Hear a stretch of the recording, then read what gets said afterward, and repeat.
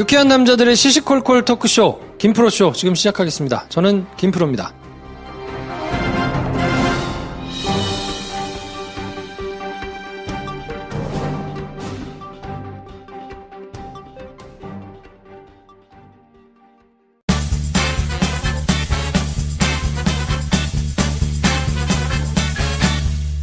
어서오세요. 안녕하십니까. 네, 한량 연애지상주의자 인생의 드립 김선생 나오셨습니다. 네, 토요일에서 일요일로 넘어가는 이 심야 시간 뭘 하느라 이걸 듣고 계십니까? 김선생입니다. 네, 바이엔슈테판을 사랑하는 영화 만드는 게 꿈인 김프로입니다. 네. 좀 바꿔야 되겠어 이제. 물려. 바이엔슈테판에서 뭐 들어오는 것도 아닌데. 듣는 우리는 이미 귀에 진물이 흘러 지금.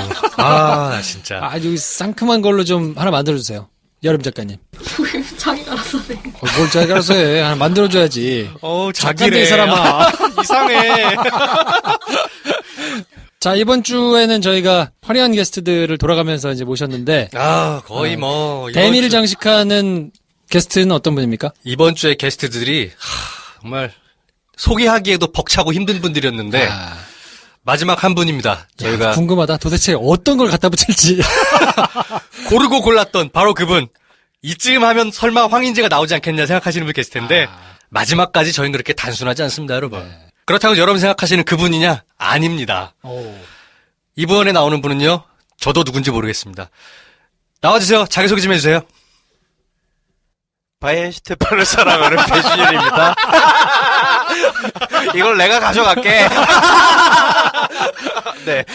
네. 바이엔슈테판을 사랑하고 영화 만드는 게 꿈인 배준현입니다. 네.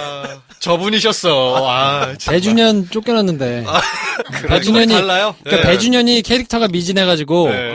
쫓겨날 것 같다고 하니까 한 번만 기회를 더 달라고. 네. 그래. 한 번만 기회를 더 달라고 자기가 잘해보겠다고. 네. 그렇게 집에를 안 가고 계속 붙어 있어. 그래서 여러분 게스트 중에 네. 배준현 씨하고요. TK배, 네. 일산 배 씨, 그리고 준, 우리 젠더 감성 충만한 준, 네. 요 네 캐릭터를 두고 도대체 영화 말고 시사 프로그램은 도대체 어떤 캐릭터가 함께 해야 되냐. 네. 여러분이 좀 정해주세요. 네. 일주일 다시 한번 들어보셨으니까. 까먹으실 수 있겠으니까 처음부터 할게요. 배준현 씨. 네, 배준현 그리고 씨. TK배. TK배, 네. 그리고 일산 배 씨. 일산 배 씨, 젠더 감성 준. 준. 네, 4명입니다. 네. 그래서 정말 어렵네요. 근데 이제 배준현 씨가 맨 처음에 나왔는데 너무 후루룩 지나가서 자기가 뭔가 이 방어할 게 없었다. 그래요. 네, 그래서 자기가 좀 다시 한번 기회를 줬으면 좋겠다. 네. 그래서 한번 보겠습니다. 바이엔슈테판을 사랑한다는 근데 저는 진심이 됐어요. 귀에 진물이 흐르도록 듣다가 안 맛있다니까? 먹어볼 수가 없더라고. 맛있다니까, 지나가는데 있길래 먹었는데 그래서 또 종류도 많잖아요. 네. 원래 맥주를 안 먹었는데 내가 꼭 지나가다 보면 한 병씩 사게 된. 해페바이즈 말고 비투스를 좋아하신다며요. 둔켈 좋아한다, 둔켈? 둔켈. 네. 둔켈의 매력을 한마디로 설명해 주세요. 달콤 쌉싸름하다? 네. 그치. 네. 야. 딱 거기에 좋더라고요. 둔켈 한잔 하고 싶네요. 네. 나중에 막 배준현 감독이 네. 이제 빵빵 터져가지고 영화 걸고 막 여기저기 돌아다니고 그러면 네. 분명히 그지 한다. 바이엔슈테판에서 박 감독이 옛날부터 좋아했던 그 맥주 뭐 이러면서. 자, 그래서 저희가 어제 공지해드린 대로 다음 주부터는 여러분들이 보내주시는 연애 고민, 네. 연애 상담 요걸 가지고 오프닝 토크를 좀 채워볼까 해요. 그래서 네. 기왕이면 이상한 사람들 이해가 도저히 안 된다. 뭐 이런 것들을 좀 올려주시면 하여튼 좀 저희가 신랄하게 상담을 해드릴 테니까 재밌는 사연, 빵 터지는 사연 이런 거 있으면 좀 보내주시고 뭐 그런 게 아니더라도 네. 일단 한번 보내주십시오. 그냥 지금 연애하는데 약간 고민스러운 게 있다. 네. 뭐든 보내주셔도 돼요. 네. 뭐든 보내주십시오.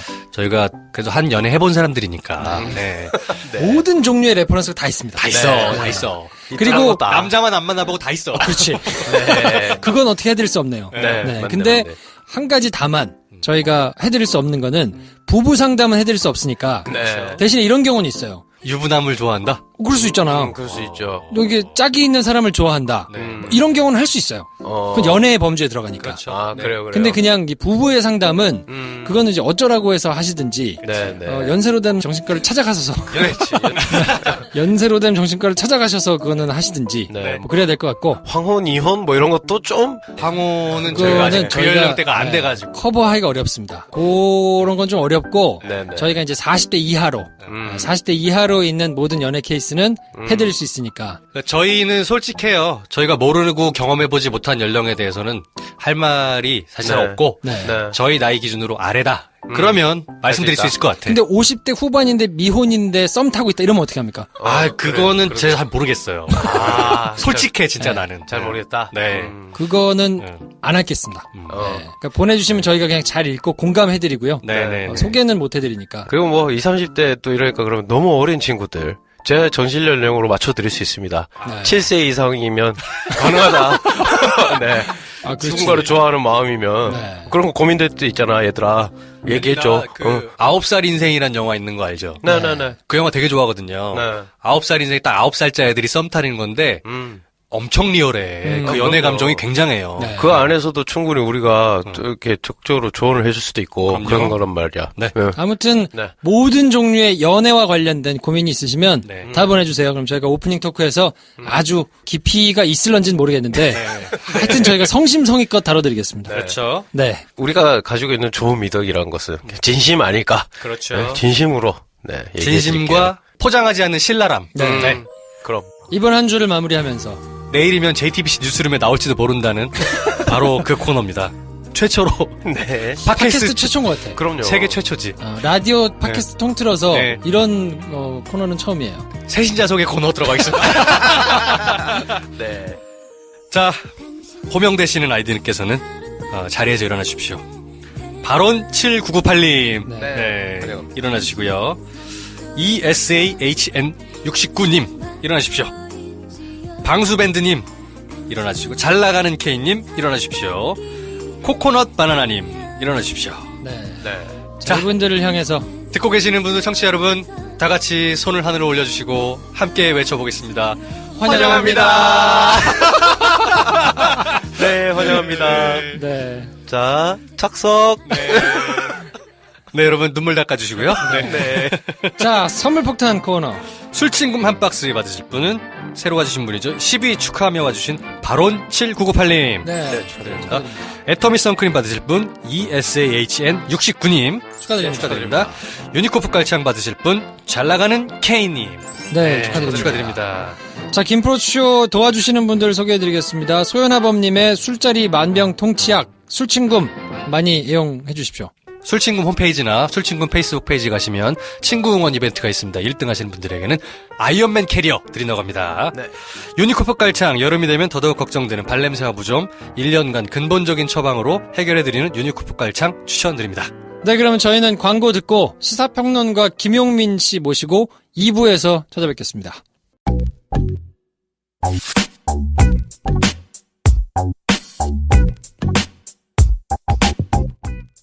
여러분께서는 지금 유쾌한 새 남자의 시시콜콜 토크쇼 김프로쇼를 듣고 계십니다. 저는 서울 북동쪽에 사는 이여름입니다.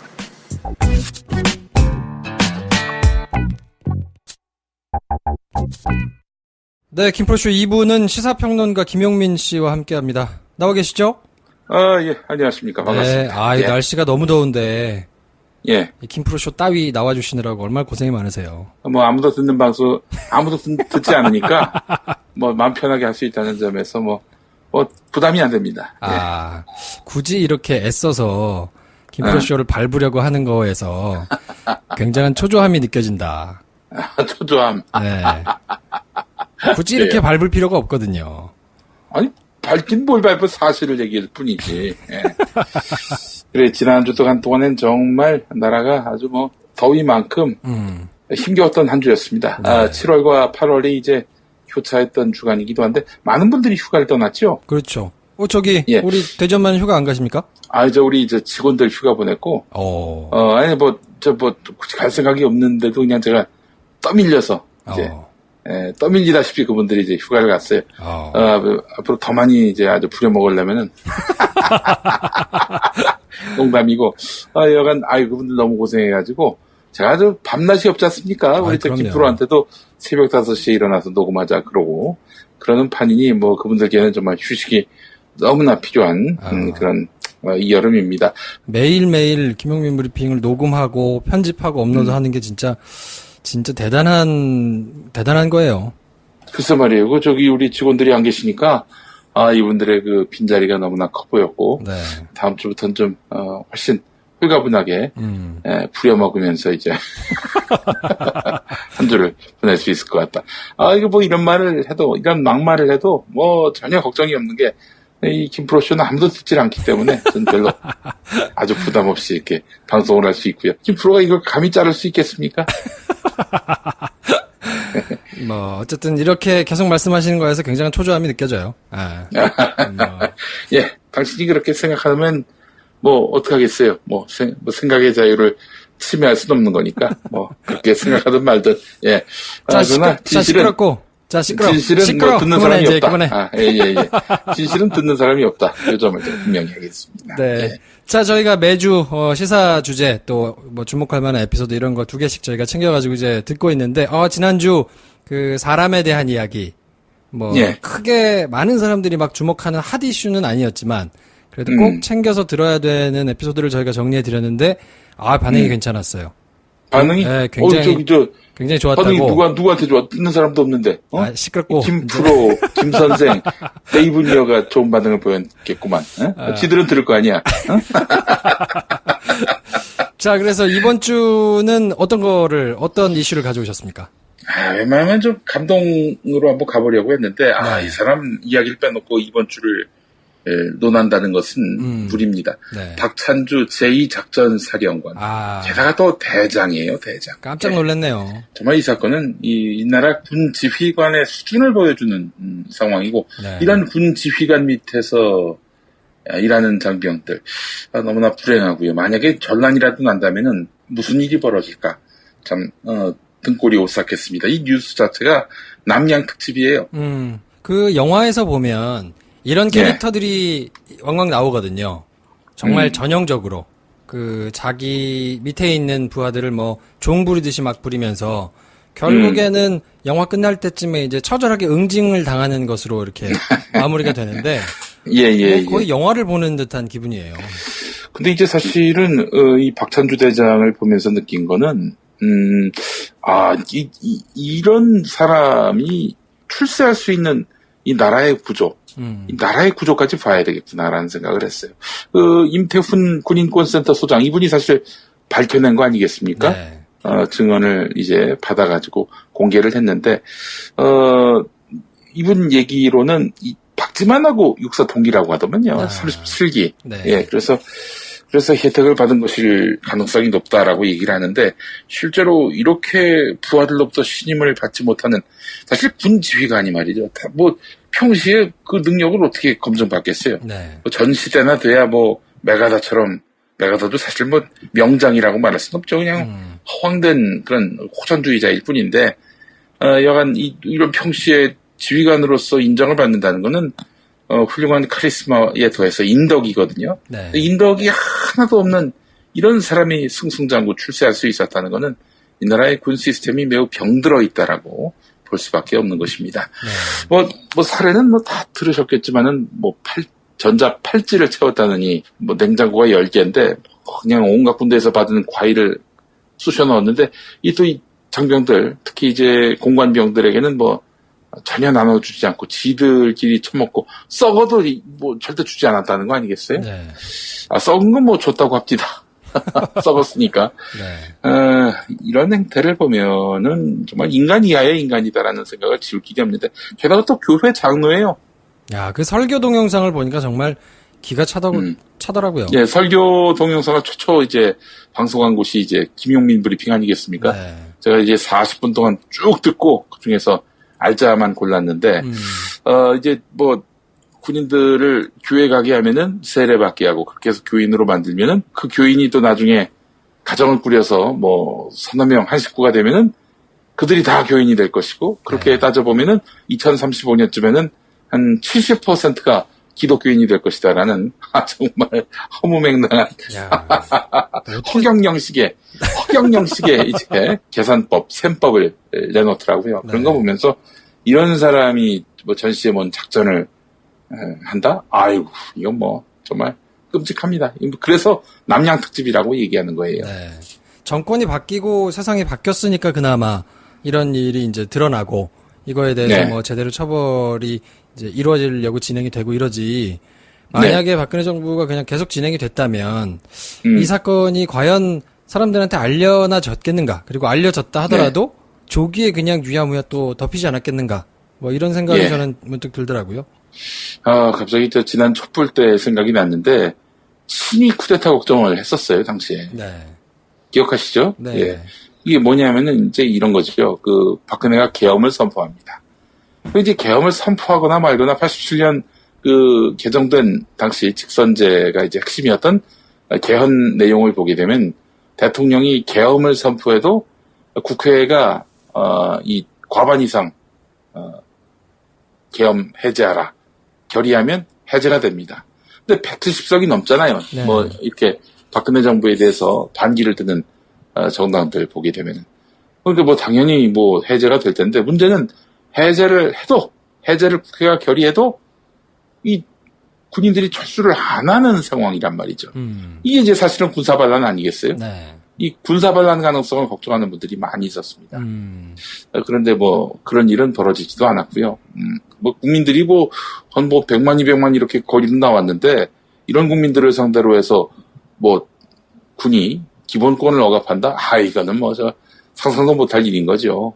그래서 뭐 결국에는 시도도 안 했는데 솔직히 얘기해서 이 군인들이 이렇게 인덕도 없고 실력도 없고 오로지 뭐 그냥 뭐 누구하고 친하다 이런 이유만으로 출세하는 이런 국면에서는 박근혜가 무너지면 꼭 자기들의 권위도 무너지는 거 아니겠습니까? 네. 염려를 안 할 수가 없었던 상황이었어요.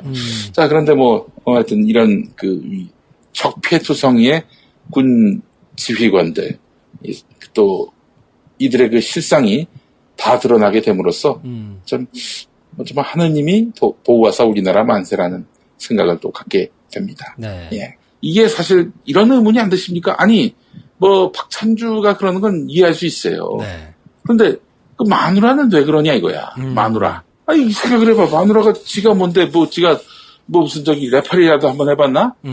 어디서 공관병들을 그렇게 좌로 굴러 우로 굴러 시킵니까? 네. 말도 안 되는 거죠. 근데 이제 요 얘기를 한번 밥상에서 아내와 해봤는데 네. 아내가 이제 파리쿡 아시죠? 네. 파리쿡에서 이제 이렇게 저렇게 본 걸 보니까 이게 또 동의는 절대 할 수 없지만은 이해가 되는 부분이 있더라고. 어떤 이제 겁니까? 이 마누라가 이제 대장 마누라 아닙니까? 네. 사단장 마누라, 대장 마누라 어떻습니까? 이거 뭐 대장 사단장과 별 다르지 않는 그런 어서리티 아니겠어요? 네. 그죠? 그런데 이 사람이 과거에 쫄다구 했을 때 남편이 쫄다구 했을 때 자기도 쫄다구 했던 거야.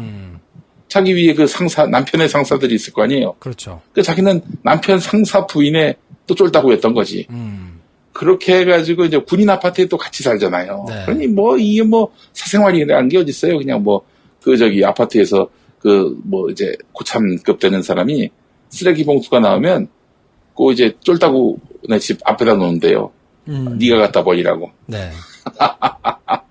이런 것부터 시작해서 무슨 주요 명절이나 무슨 절기마다 또 어마어마하게 상납하고 또 이제 어디 무슨 여행을 같이 가거나 혹은 찜질방에 가더라도 남편의 저거를 부른다니까 중사의 부인에게 하는 중사 부인한테 야 중사 인사계 이런 식으로 이제 나온다는 거죠. 네. 우리 김프로는 군생활 어떻게 했습니까? 전 그냥 일반 육군 현역으로 갔다 왔죠. 뺑뺑이. 네, 일빵빵이라고 네. 소총수. 이 땅깨라고 하지. 땅깨라고 하죠. 예. 전 뭔지 아십니까? 방이겠지 뭐.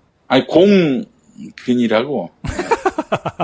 공근이라고. 예. 잘 갔다 왔습니다. 예. 공근. 공익근무. 예. 공군으로 안 들렸나? 그렇게 들으신 분들도 있을 거예요. 여자분들 중에. 네, 풀어서 얘기하면 공익근무. 옛날 말로 아유. 치면 방위. 네. 정확한 이 발음이 참 나의 앞길을 막는 이런 문제가 있는데 아까 이렇게 말씀하신 그 이제 장교 부인들의 그 네. 서열 그리고 그거에 따른 에피소드 요런 거는 그 인간 중독이라는 영화가 있어요. 예. 그 송승헌하고 임지연 씨하고 이제 나왔던 야한 영화. 네, 거기에 예, 보면 굉장히 잘 나와 있습니다. 에피소드들이. 네.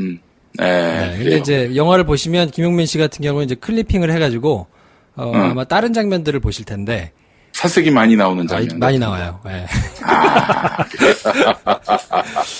내가 그런 사람은 아닙니다. 예.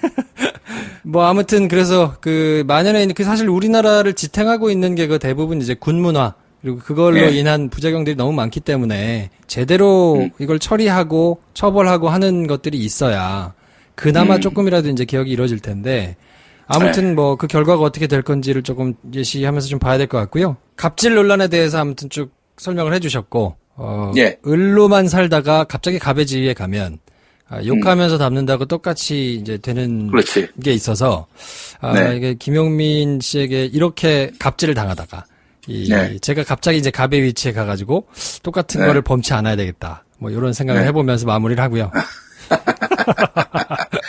그리고 두 번째 이슈는 어떤 걸 가져오셨습니까?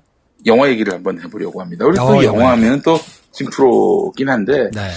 제가 이제 뭐 저는 이제 영화 평론 이런 능력은 없고, 이제 영화를 보고 나서 또 이것이 굉장히 사회 전반에 미치는 파장이 커져가고 있다는 것을 느낍니다. 오늘 방송 녹음하는 시점으로 토요일 밤인데 네. 300만이 돌파됐다고 하더군요. 이게 이제 사상 최대 규모의 흥행작인 명량하고 똑같은 네. 어떤 흥행 속도 또 흥행 몰이를 하고 있다고 하는데 5.18 광주 민주화 운동 이야기가 사실은 새로운 이야기도 아니고 네.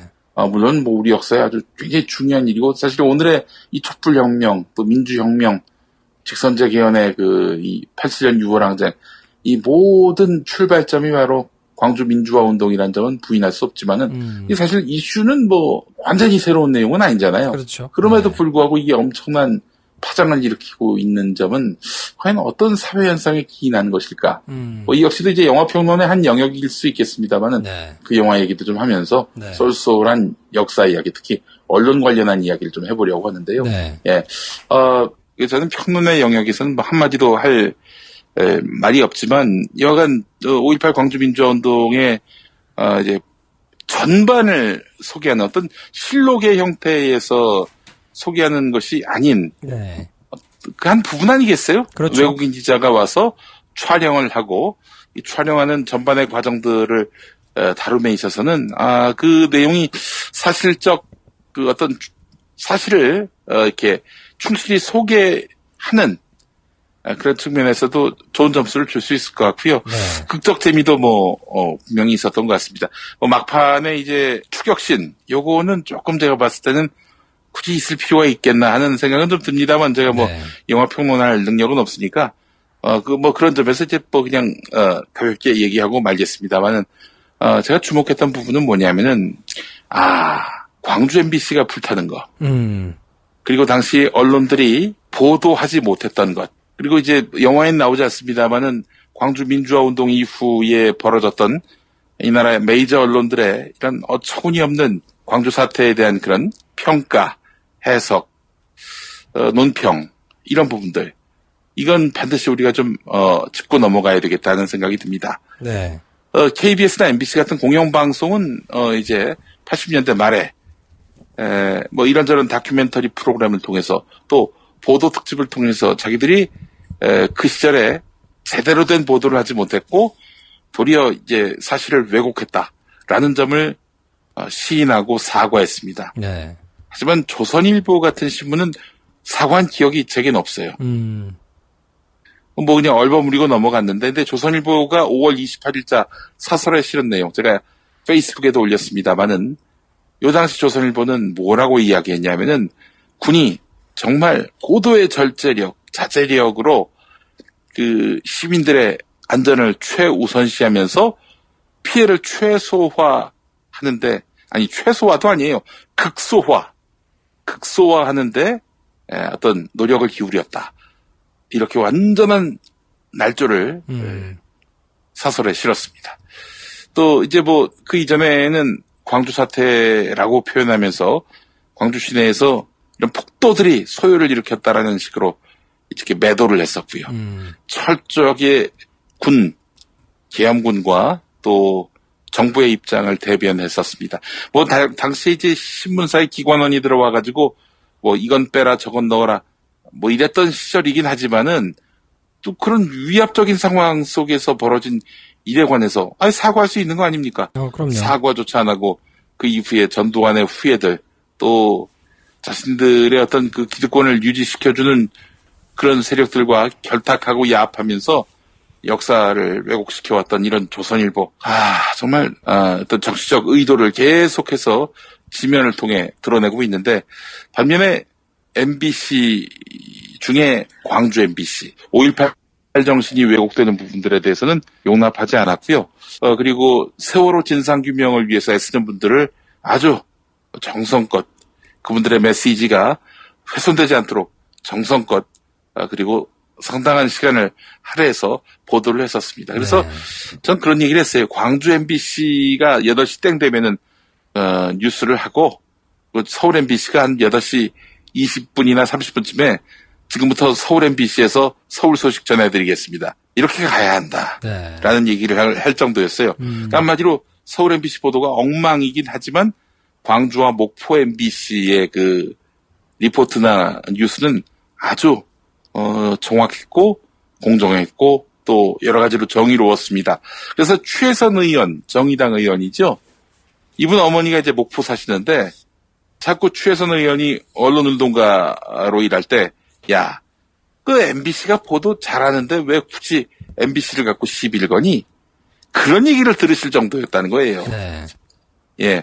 자, 그럴 정도로 이제 호남의 MBC가 이렇게 상당한 그런 지역 시민들에게 신망을 받으면서도 이 박근혜 정부 기간 동안에도 이렇게 그 신망을 유지할 수 있었던 것은 저는 80년 5.18 때 한번 불탔기 때문이다 이렇게 생각을 합니다. 네. 불이 탔다는 것은 이것이 갖는 역사적 의미, 상징성 이게 어마어마한 겁니다. 저는 이것이 오늘의 호남 MBC의 어떤 정신을 유지시키는 힘이 아니겠는가. 네. 전 그래서 솔직히 얘기해서 이런 일은 없어야 되겠습니다만은 조선일보가 만약에 그때 그 보도로 불이 탔다? 그럼 조선일보가 이 시민의 뜨거운 맛을 봤기 때문에 거기서 더 나쁜 짓을 하진 않았을 것이다. 어찌 보면은 한겨레가 불필요할 정도로 정론 보도를 했을지도 모른다. 전 그런 생각을 갖습니다. 그게 이제 상당한 그 설득력이 있는 말씀인 게 세상이 바뀌어도 언론이 적폐로 지목이 돼가지고 뭔가 청산의 대상이 되는 경우가 잘 없단 말이에요. 예, 그렇죠. 그러니까 굉장히 비겁하게 다른 사람들은 다 욕하면서 다시 역할을 바꿔가지고 본인들이 마치 원래 지적했던 것처럼 뭐 잠깐 스탠스를 그냥 숙연하게 취하고는 또 계속 지적을 한단 말이에요. 그러니까 그런 습관들이 계속 반복되면서 누가 정권을 잡더라도 그냥 그 정권에 대한 뭔가 입맛에 맞는 것만 적당히 해주면 지나갈 수 있다라는 이 기생정신이 굉장히 언론을 좀 망치고 있다. 그렇습니다. 네. 사실은 제가 이런 얘기까지 하기는 좀 무리일지 모르겠지만 뭐 아무도 안 듣는 방송이니까 제가 하겠습니다. 왕의 목을 딴 나라 있죠. 네. 뭐 프랑스가 대표적입니다. 단두대에 루이 16세가 올라가서 목이 댕강 잘렸습니다. 이 프랑스가 사상과 예술 또 정치 선진국일 수밖에 없는 이유가 여기에 있다고 봅니다. 물론 이제 루이 16세의 목이 날아간 다음에 뭐 이제 그 프랑스 혁명을 통해서 민주정이 들어서는가 했더니 또 나폴레옹이 또 등장하는 등 전제 군주 시절로 돌아가긴 했습니다만은 수많은 우여곡절 끝에 그렇게 프랑스는 우리가 부러워하는 사상의 선진국이 돼버렸단 말이죠. 마찬가지로 저는 이제는 우리 대한민국이 그런 도약대 위에 섰다라고 저는 생각을 합니다. 늘상 말씀드립니다만은 작년 촛불혁명으로 이어져 온 이런 도도한 촛불혁명의 완성. 이것이 저는 이 나라의 그 앞날을 이제는 완전히 바꿀 것이다라고 보고요. 조선일보 그리고 자유한국당 같은 이런 낡고 고루한 정당들은 이제는 종막을 눈앞에 두고 있다라고 생각을 합니다. 제 아무리 어떻게든 한번 일어서 보려고 애를 쓰려 할지 모르겠습니다만은 저는 이 혁명이라고 하는 것이 쉽게 잊혀질 수 있는 것이 아니라고 보거든요. 네. 전 이 대한민국이 이 동방의 사상의 선진국으로 우뚝 설 프랑스 혁명보다도 더 위대한 혁명을 한 거예요. 아니, 이 헌법 체제, 헌정 체제가 유지되는 가운데서 벌어진 그런 국민에 의한 권력 축출 아닙니까? 네. 이게 어느 나라 역사에 그런 역사가 있어요. 그러니까 저는 그런 의미에서 보면은 지금 자유한국당이 우경화한다, MBC가 버틴다, 조선일보가 계속 쓰레기 짓을 한다, 자기들의 명을 재촉하는 일이라고 저는 생각을 하고요. 조선일보 사옥을 불태울 수 있는 그런 시대는 아닙니다만은 이미 그들은 지난 촛불과 함께 불태워 없어졌습니다. 네. 그렇기 때문에 저는 이 촛불혁명의 뿌리가 됐던 1980년 광주 민주화 운동은 우리 민주주의 역사에 시금석과도 같은 4.19 혁명도 있습니다만 3.1 혁명도 있습니다만은 이 현대 촛불혁명의 어떤 시금석이 됐던 혁명으로서 광주 민주화 운동을 꼽을 수 있고 그렇기 때문에 오늘 우리 택시 운전사라는 영화가 대흥행의 기록을 이어가고 있는 것은 이건 결국 촛불의 혁명이 1980년 5월 민주항쟁과 조우하는 그런 놀라운 역사다. 이런 생각이 들면서 저는 이 명량을 능가하는 그런 힘을 이번에 보여줬으면 좋겠다는 생각도 들고요. 네. 참 재밌는 건 뭐냐면은 명량도 이순신 장군의 위대한 그 리더십의 소산이긴 하지만 또 같이 뜻을 모았던 호남의 민중들의 그 어떤 그런 나라를 지키는 애국심의 결정체 아니겠습니까? 명량 대첩이라고 하는 것이. 네. 광주 민주화 운동도 마찬가지입니다. 우리 호남 주민들의 이 뜻이 모아진 애국 아니에요, 애국. 이 애국심으로 결정된 이런 위대한 혁명. 예. 역시 이 호남이 없는 나라는 상상할 수 없다는 옛말을 떠올리게 만듭니다. 제가 갑자기 지역주의로 흐르는 것 같긴 합니다만은 묘하게 명량과 이렇게 택시 운전사가 흥행의 어떤 그런 그 추이가 흡사하다는 이런 보도를 접하면서 이 이야기를 꼭 하고 싶었습니다. 네. 자, 아무튼 그래서 오늘은 생각해 볼 만한 이슈를 두 가지를 굉장히 공들여서 이렇게 풀어주셨는데 예. 청취하시는 분들도 각자 또 나름대로 가지고 계신 생각들이 있을 거기 때문에 게시판을 통해서 이렇게 저렇게 본인이 가지고 계신 생각들을 같이 좀 공유했으면 좋을 것 같고요. 예. 아주 늦은 밤까지 이렇게 열심히 준비를 하셔가지고 또 말씀해 주셔서 감사드리고. 예. 네. 한 가지 그 택시 운전사의 오게티가 있다면은 네. 당시의 그 외래어 표기법을 보면은 광주가 KWANGJU였거든요. 네. 근데 그 영화를 보니까 GWANGJU로 돼 있더라고요. 바뀐 이거는 표준어 저걸 썼군요. 네, 그렇습니다. 그리고 또 제가 또 뭐 매니아냐면요. 네. 폰트 매니아입니다. 폰트 매니아. 폰트 매니아. 예. 그래서 제가 이 폰트 매니아, 폰트를 보면서 저게 이제 고증이 제대로 됐나 따져보니까 빈틈이 많아요. 고증은 사실 좀 아쉬운 부분이 많죠. 예. 예, 90년대 나왔던 그 폰트 중에 휴먼 예체가 있거든요. 휴먼 예체가 1980년 5월에 왜 광주 그 병원에 있습니까? 안 되는 거죠. 또 저기 울릉도체도 있어요. HY 한양 시스템에서 나온 울릉도체가 그 여수터미널인가 순천터미널 거기 나오고 이거 아니야. 이게 뭐야 그게. 네, 고증은 좀 아쉬운 게 많아요. 사실. 그래서 영화계에서 뭔가 세트를 만들거나 그럴 때 네. 저한테 한번 고증을 부탁하시면 아주 싼 값에 요거 쓰면 안 된다. 요건 이제 2002년쯤 나온 거다 저거. 저거 91년에 나온 거구나. 아니 맞지 않네. 제가 이렇게 조언해 드릴 수 있습니다. 제가 나중에 네. 영화 만들 때 꼭 그 서체와 관련해가지고 우리 돼지 엄마한테 고증을 받도록 하겠습니다. 제가 영화 만들면 할 일이 많아요. 우리 김용민 씨 자는 것도 찍어야지. 서체 고증도 받아야지. 근데 저것도 내가 잘할 수 있어. 특히 그 신문이 많이 나오잖아요 영화에. 네. 근데 이 신문쟁이들은 그거 보면 다 웃어요. 그냥 모양만 따지지 아니. 헤드라인에 왜 그 마이너스가 들어갑니까, 그게. 헤드라인에. 그치. 네. 그게 말도 안 되는 것도, 그래도 빈 공간이 왜 있어, 거기에. 제목에. 네. 까만 바탕에. 하여튼 그런 그 신문 제목이나 어떤 사전에 소품으로 준비한다 할 때 또 저한테 고정을 한번 받으시면은 제가 신문쟁이가 봐도 저런 신문이 나왔었나? 라고 할 정도로 헷갈리게 네. 예, 제가 잘 고정해 드릴 수 있습니다. 알겠습니다. 자, 아무튼 오늘도 고생하셨고, 저희는 김용민 브리핑에서 서초동 김반장 코너로, 그리고 또 다음 주에 일주일에 2개씩 정리해주시는 우리 시사평론가 김용민 씨로 다시 찾아뵙겠습니다. 다음 시간에 뵙겠습니다. 알겠습니다. 고맙습니다. 네, 감사합니다.